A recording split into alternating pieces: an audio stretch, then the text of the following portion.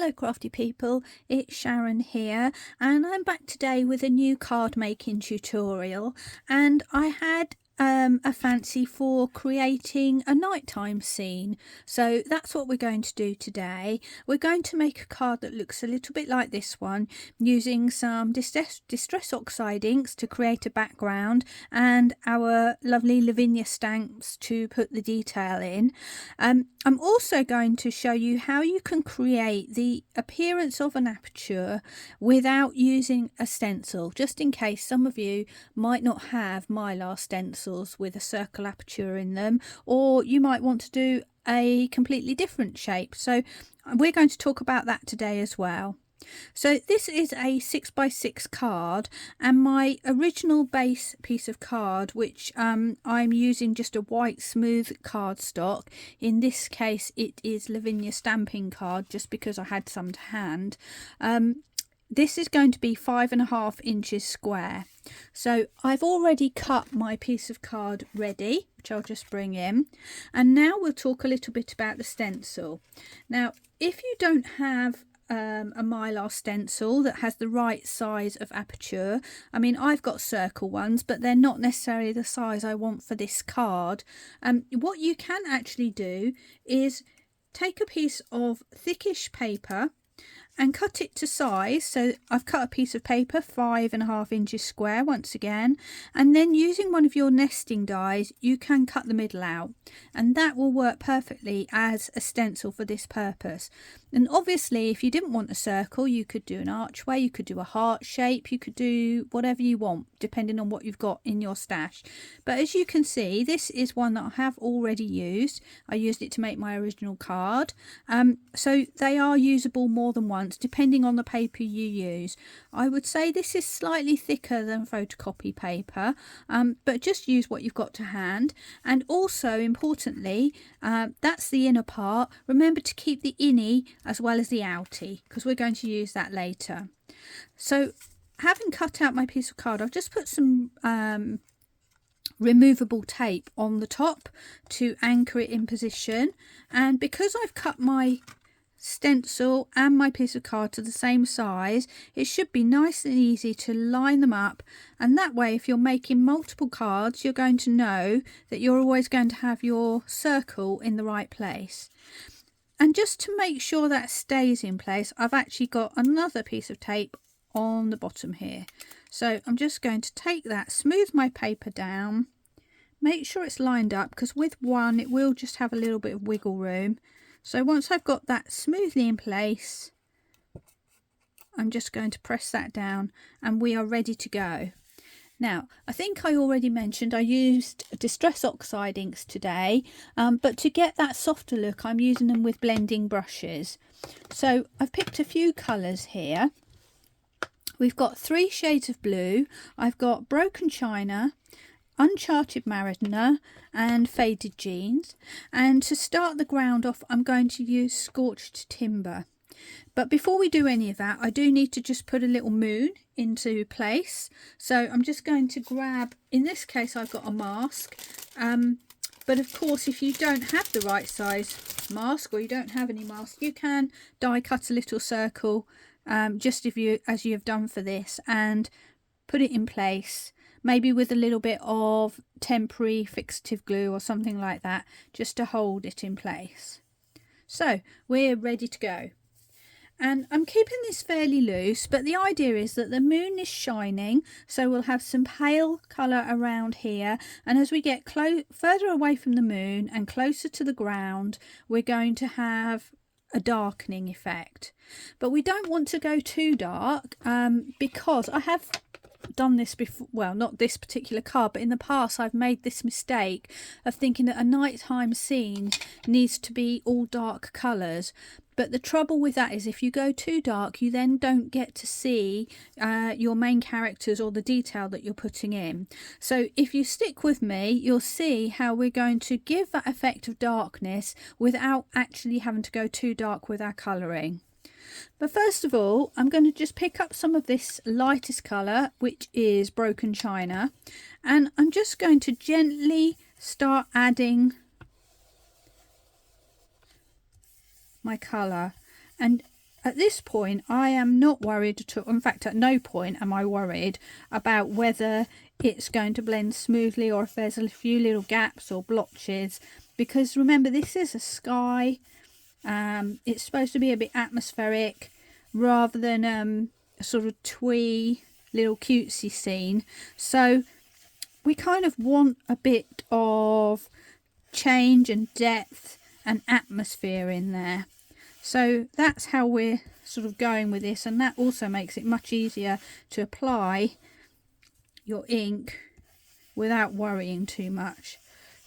So I am actually going to colour the whole of this circle to start with, just to get some colour down. And the more we add on, obviously that will dampen this paper, and we will get better blends as we just add more and more and more. And what we're going to do is probably come backwards and forth a few times just to get that feeling that we want. So that's my light colour laid down. My next colour is going to be Uncharted Mariner, which is quite a darker colour. I've got a different blending brush for that. So this is my pale blues blending brush. This is my darker blues. I don't need one for every shade, but if I'm going for something darker, I do tend to use a different brush. So on this one, I'm going to start from the edge. I'm just going to be a bit more careful this time, and I'm just bringing that ink in from the sides, and at the moment, very subtle. You probably can't see it too much, but I'm trying to preserve an area of the palest blue around that moon. And let's not forget that we can actually turn our work around, and that's the beauty of having stuck our little template down as well. And this time I'm not quite going all the way to the bottom. I'm leaving an area which I'm going to cover with the brown in a moment, but that's our starting point. So there we go, we've got a little bit of darker blue going around the edges there.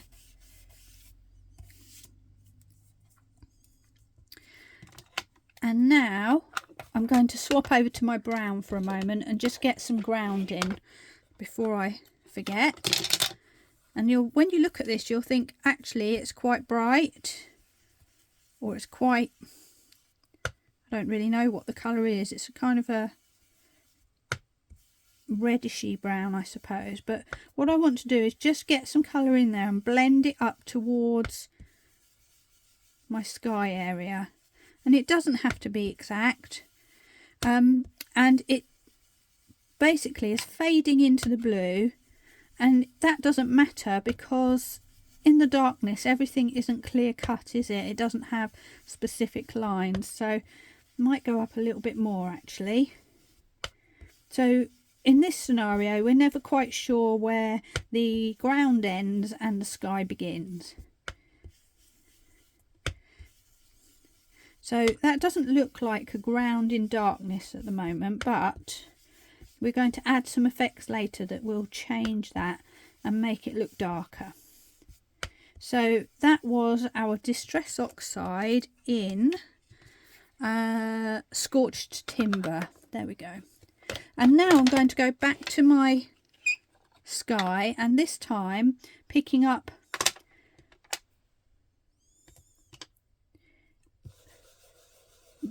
faded jeans, and I'm going to do the same thing again. So I'm coming in from the side, but I'm going to pay more attention down at the bottom here where we have the ground coming in.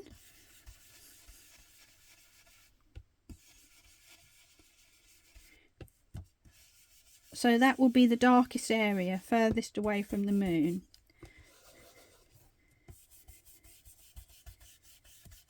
And I'm going all around the edges of my circle.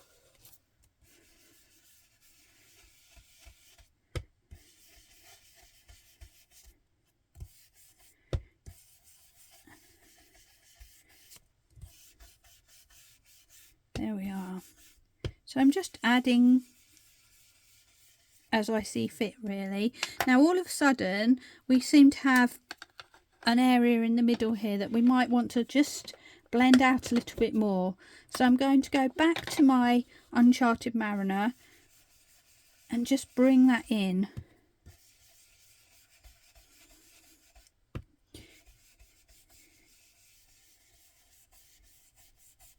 There we go. And then finally back to my palest colour, which is the Broken China.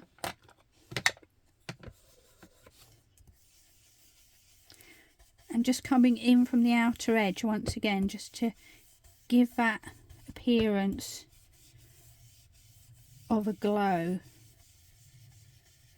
There we go. And at this point, if you wanted to, you could add some splatter to give the appearance of stars or something like that. Really a matter of personal preference. But for me, now we're going to do the magic that makes it look darker. And for this, I'm reverting to a regular distress ink, and I'm going for black soot. And I'm picking up a stencil brush, but you could use one of these sort of brushes if you want to, but I just find this easier for me. And I'm going to go in there, pick up some of my black, and starting at the bottom, I'm going to start applying that colour. And I'm also going to go around the edges. So what I'm doing is I'm darkening the outside to give that appearance of a shadow. And you'll find that all of a sudden you will get that feeling that it's darker, even though the colours in the middle are actually quite bright. And that is the trick, which will work on a square piece of card or any shape that you're working on. Now, if I want to intensify that further, I need to get a smaller brush. So I'm going in with my tiny brush now. And I'm really going to go in and add some depth around the edges. And I may well come back and add some more of this a bit later after I put my stamps on, but we'll see.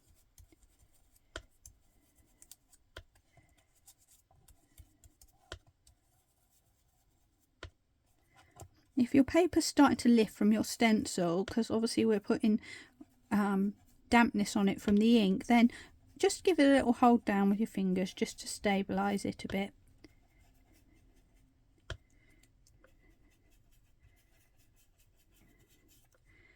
There we go. And the next thing I want to do is I'm going to take my moon away. Oops, I nearly lost it completely then.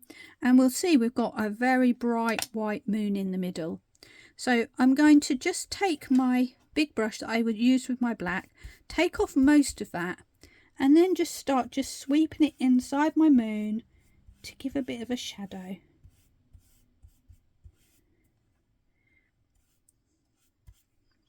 And if we like, we could do the same with the smaller one, just to add even more depth. I'm just sweeping around the edge. And then our moon has suddenly got a little bit of something going on, rather than just being a flat white circle. And I'm going to keep those to the side just for the moment. And now we're ready to start with our stamping. So for stamping, I'm going to move on to a different type of ink, and that is going to be Versafine Clair. And I'm using two colours today. We've got my usual Nocturne, which is black, and I'm bringing in Shady Lane, which is a dark green colour. And I am going to grab my stamping platform just to get some stability here, but you don't have to. But some of this I'm going to use the platform, and some of this I'm going to use just a stamping block.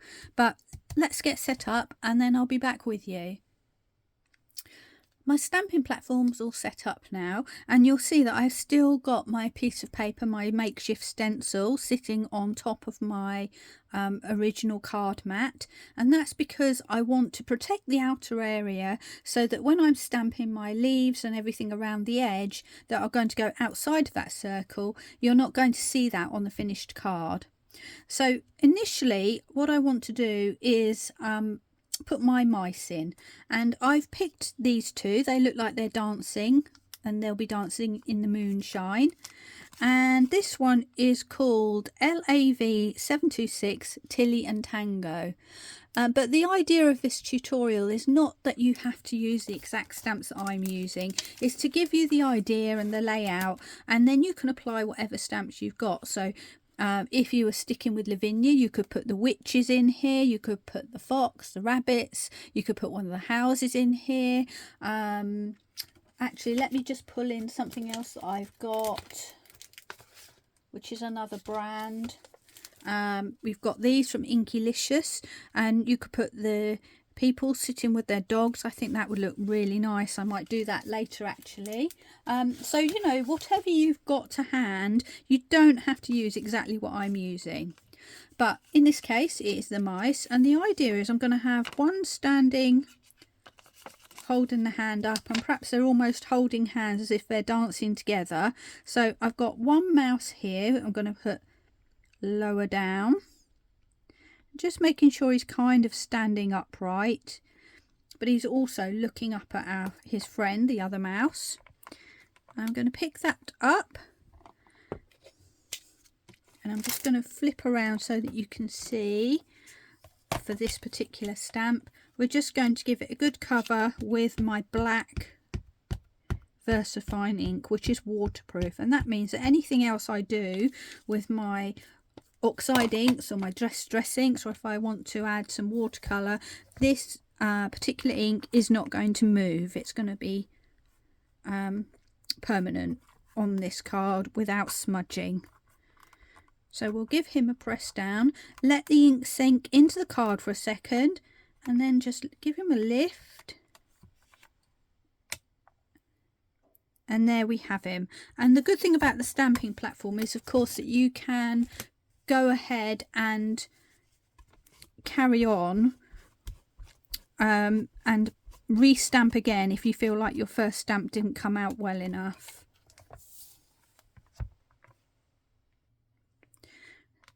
So now we're ready to add mouse number 2. So let's take this one off.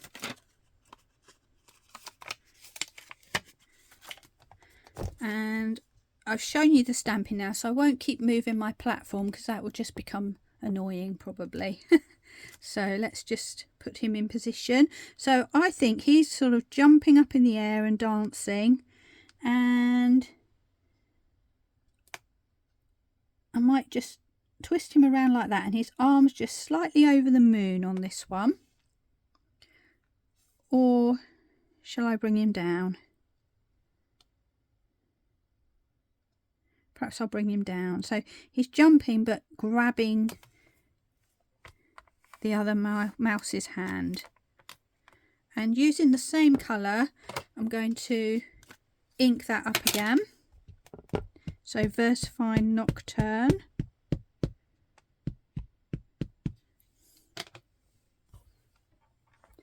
And give him a stamp down.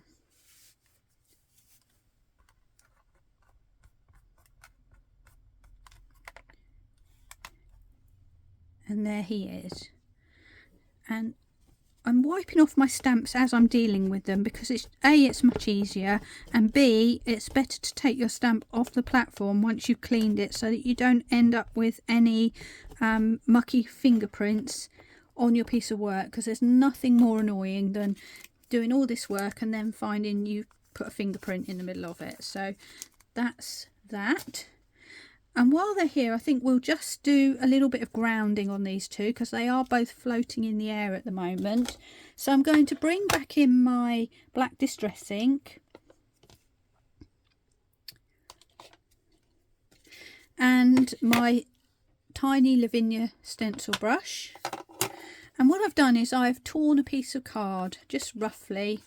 You can see I've been using this for stamping off.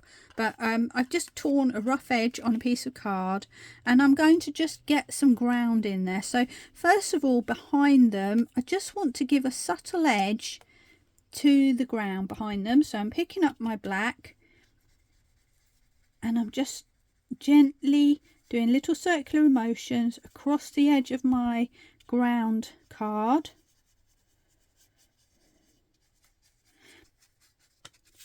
And because I've used my VersaFine, it doesn't matter if I go over the top of these mice, it's not going to smudge. Let's see if we got, there we go. So now we've kind of got a bit of a line, and then I'm going to add another line. And I may have gone a little bit too dark with that line up the top there, I feel. And maybe a little bit light with this one. So I'm just going back with a little bit extra. And always add in a little bit more black at the edges of my stencil, because it's almost as if we're looking through a peephole. There we are. And I'm just going to soften up the top here and fade this out a little bit more, hopefully, just with the leftover ink on my brush.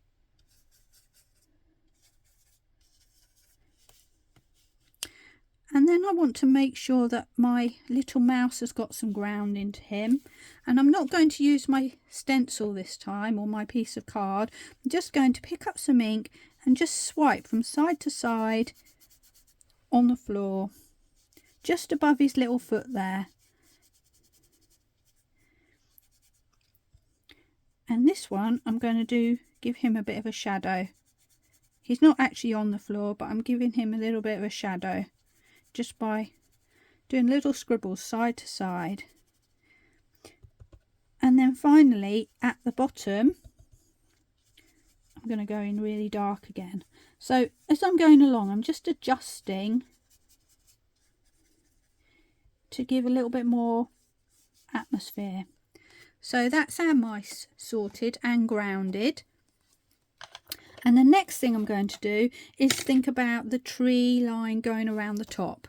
So I'm going to keep my stamping platform for now, just because it gives a nice little spongy platform for me to stamp on.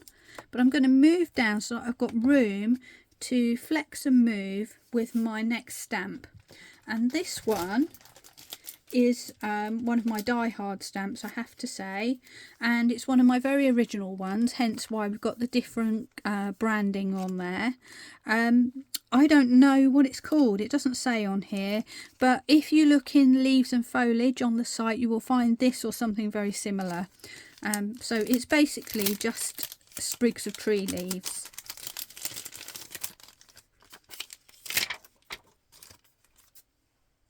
So I'm going to grab that one, and I've got my little round stamping block here, which is slightly smaller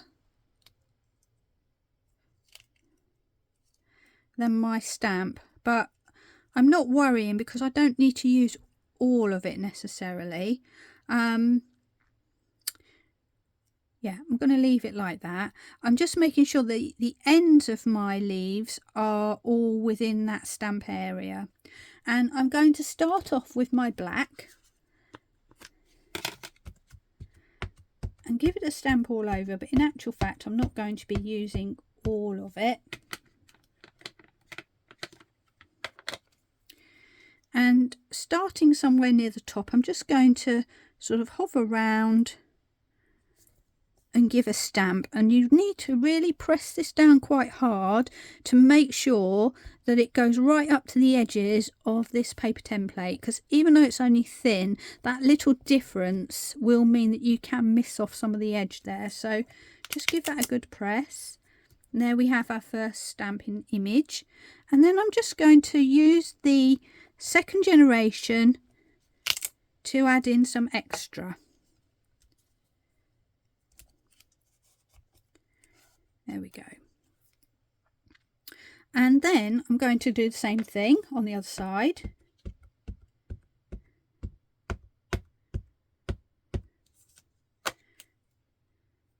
Find somewhere. And I'm going to twizzle around because I want my leaves to kind of go in a downward flow and also to have a different pattern. So let's go here. Give that a nice press down.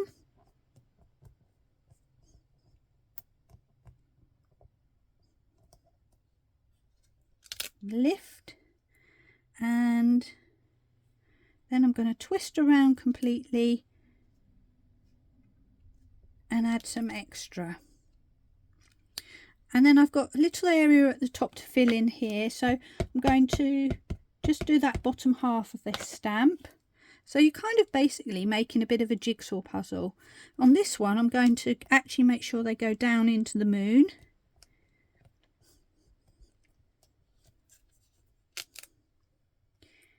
And once again, just going to randomly stamp a couple of extra leaves. Now it's time to give this a bit of a clean off, because we're now going to go in with the dark green colour. So I just want to make sure that's cleaned off a little bit.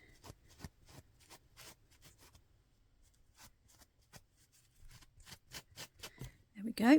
Sorry about that wobble there. So again, using VersaFine, this is Shady Lane, and I'm going to stamp up my green leaves again. And twisting and turning, I'm going to add some more leaves. And this gives the feeling that these leaves are closer because they're lighter. And gives a bit more dimension and interest. And you can play around with this. You'll see if I bring in my other one in a moment, that these leaves, this sort of leafy glade has come out different to the last one that I did. Because even though you're using the same stamps, you're going to get different effects. There we go.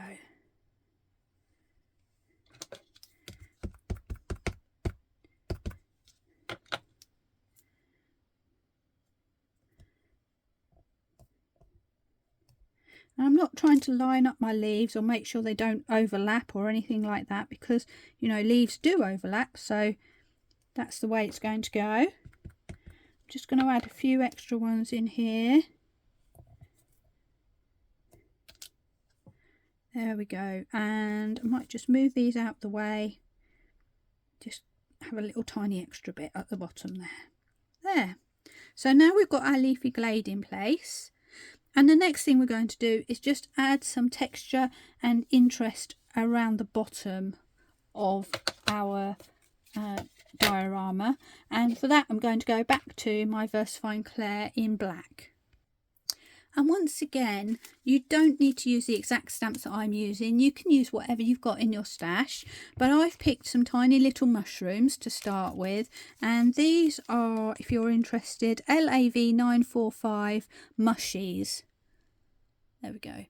And they're really quite tiny. The whole thing's probably not much more than an inch tall. So they're perfect for adding a little bit of delicate background, or foreground in this case, to your compositions. So once again, using my black VersaFine, I am going to ink up. And I don't want them sort of floating in the middle. So I'm going to start off at the side here and going to tip them inwards a little bit. Give those a press. And I'm going to make use of my second generation stamping once again. I'm going to add some more, just fading into the background. And then it's time for a re-ink. And I'm just going to add a few tiny ones at the bottom, but I'm just going to get my magnets out of the way first. And this time I'm going to, this is a very triangular shape kind of setup, so I'm trying to do it so they don't all line up. I think I'll do that. There we go.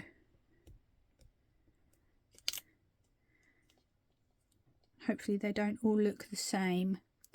And then I'm going to re-ink again, and I'm going to go onto the other side. Now I'm going to create a pattern, but I don't want it to be exactly the same pattern. It's not a mirror image. So all I'm going to do is just add the corner of them.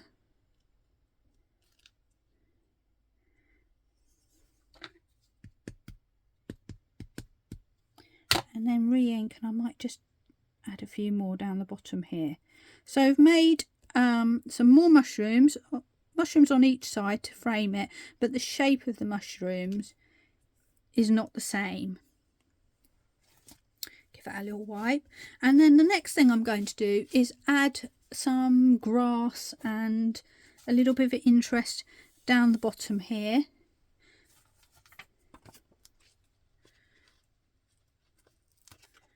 So for that I have got a couple of choices actually, but I've got some little miniature trees which are LAV938. It's actually dill, it's a herb, but it looks like little tiny trees. And I've got this grassy one which is called Orchard Grass LAV672. And first of all I think I'm going to add something to the back just behind where my mice are. So I'm just roughly lining up that piece of card that I had. I'm going to use a magnet to hold it in place, and you can, I don't know if you can see actually, I've actually put it just a little bit below the line that I inked, so there's a bit of pale blue there. And the reason for that is I just want to, I don't want the bushes to come to a dead stop right there. I want them to, I don't want to be lined up exactly with that line that I've created. So I'm actually going to have them so the stalks come a little bit below with a bit of luck. So it looks like they're planted into the ground rather than hovering over the top of it. So let's just grab these. And I think all I want for this is this tiny little one. And once again I'm going to use my round acrylic block, pick up the ink, and then I'm just going to start pressing some of this down and using second and third generation, maybe even fourth, how about that? And then I'm just going to bring it right down so I've got the tiniest little sprig showing in the middle. Maybe I'll just add a little bit extra. So a lot of this is like second and third generation stamping, which means that it's as if it's fading into the distance.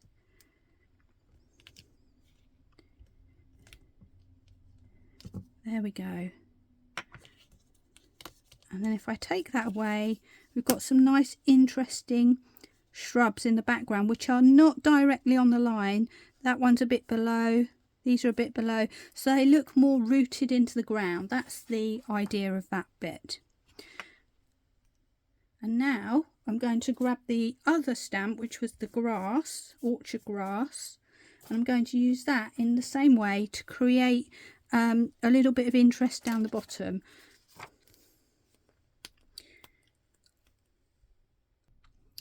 So I've now got that in place on my acrylic block, and I'm only probably going to be using this top half. So let's give that a little ink. And the good thing about this is you've got sort of 3 options, which is always good. So I'm going to, let's have a look. Let's start over here. Add some grass. Might just flip around. Add some more grass, flip around, add some more grass. Oops, that could have been a disaster. Okay, and time to re-ink.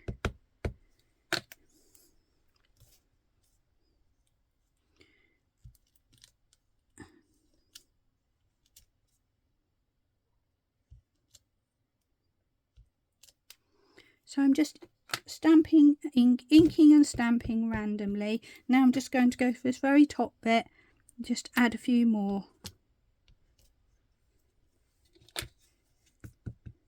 I need to change my angles a bit really because it's all looking a bit uniform, but there we go.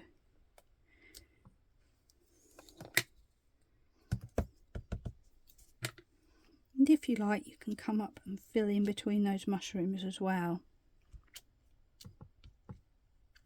And I'll tell you what else we'll do, just to make it a little bit different. I'm going to go back with my green VersaFine and I'm add a few of those as well, just because I can.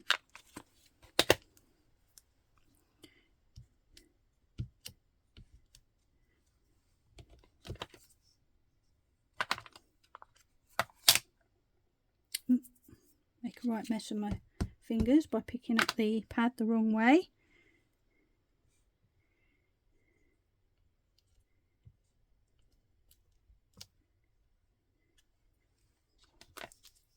Just adding a bit more depth and texture.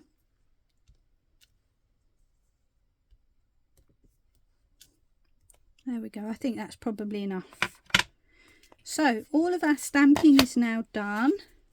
So it's now time to clear up a little bit, and then we'll be ready to reveal what we've got underneath our little stencil. Okay, so I've cleaned everything up now, and I should add at this point that if you felt like you wanted your scene to appear even darker, this would be a good time to just add some extra dark soot distress ink around the edges of your aperture, just to bring that in darker if you want to. But if you don't, it's all good and you can leave it just as it is. So the next thing we're going to do is the big reveal. So I'm going to take off my stencil, and it's a good idea if you're using a plasticky kind of removable tape, just to give the tape a little wipe with a cloth, just to take off any excess ink that might be lurking on there, because you don't want to transfer that onto your finished piece. So I'm going to peel away my tape, and this tape as well, and then let's flip over and remove our mask, and there we have our completed image. And as you can see, it's got a nice crisp edge to it because we've used our little paper stencil that we made ourselves. Now, I did mention about keeping the inner part earlier, and the reason for that is that I'm going to use it to cover up my image now, whilst I just add some splatter around the edge of my card. And to create that splatter, I'm using an aqua pen from Crafter's Companion, and this one's navy. I'm just going to scribble that onto my glass mat, and I've chosen that one because it's a nice dark strong colour, which is what I wanted to contrast with the image inside, and also it kind of goes with the mat that I've created, which you'll see in a moment. So I'm picking up some water. I'm going to pick up some of this ink and just tap away with my fan brush and start to create some splatter around the edge. And the reason you don't have to do this, of course, but I'm just doing it so that I haven't got a dead white piece of card all around the edge. And then we just need to leave that a minute or two to let it dry. So once that's dried, I'll be back with you for the final finishing touches. My ink's all dry now, so I can remove that little protective circle that I had in place, and we're now ready to mat and layer the card and finish it off. So because this is basically a lot of blues, I've chosen a dark blue mat to add to my card. You could equally use black, but I just fancied a bit of a change really. So I've got this dark blue card which I made 1/4 of an inch bigger than my original piece, which makes quite a nice little margin around the edge. And as always, I'm going to go with my trusty pin flare glue to glue this in place.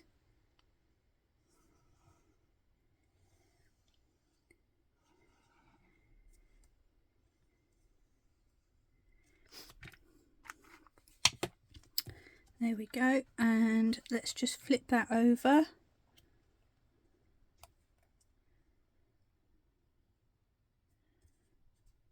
And place that in position. And whilst that's drying, I'll just bring in my card blank, which is a 6x6 card. Now, interestingly with this one, I found that these particular cards don't fit into the regular 6x6 cellophane packets, so these obviously are slightly larger than the average 6x6 card, so you might want to bear that in mind if you're following my measurements. These are Hobbycraft's own brand 6x6 cards. If you get the any other brands. They might be slightly smaller, so you might just need to adjust down the size of your basic piece of card and your mat to make sure that you can fit it in with a little bit of margin around the edge. But that's just an aside, just in case. So I'm going to put that in place too.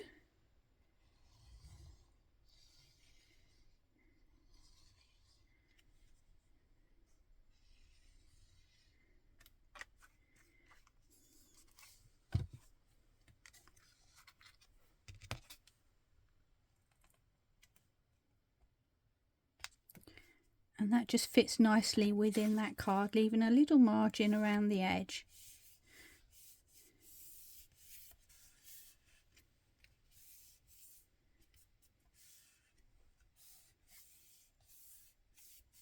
There we go. Now, I have got a little smudge here and there, which might be a little bit annoying. So what I am going to do is I'm going to take my little stencil again and just place it in position, and I think I'm actually going to add a little bit of white splatter or not. I can't decide.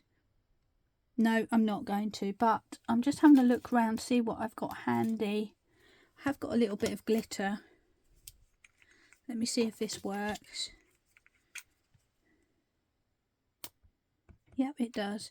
So perhaps what I'll do instead is I'm just going to add a little bit of spots of glitter around and about, which I hadn't done on my other one, but you know, everything's just making sure I hit that smudge there. And maybe I'll just add a little bit around my moon as well, and I'm going to just draw a line and give it a smidge round, which will just give a little bit of sparkle to that moon. And then I'm going to do the same with all of these. Actually, I'm just going to splash them down. I don't want them to be particular dots, I just want a bit of sparkle, which means my little blue smudge is showing again, but you know, not the end of the world. And I don't know if you can see that, but what I've got now is just some generalized sparkling around and about on my card, and some dappling. There we are. So that's card number 2 of that type. I'll just bring back in my original. There we go. So as you can see, we've got 2 cards, both done in the same way, but they've just come out a little bit different from each other, which is always quite nice. So before we finish, I'll just bring in a backing piece of paper so that you can get a proper look at the card without all the grid behind it. And there's the final shot for you.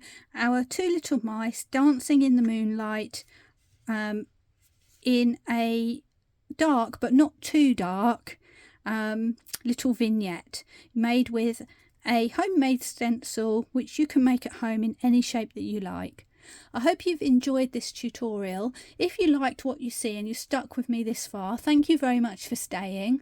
I hope if you haven't subscribed already that you will come and join my other subscribers, so that you can see all the videos that I load up on a regular basis, all of which will be in real time, so you can craft along with me. And of course, I'm always happy for you to share these videos with your friends if you want to, so that we can spread that crafty love.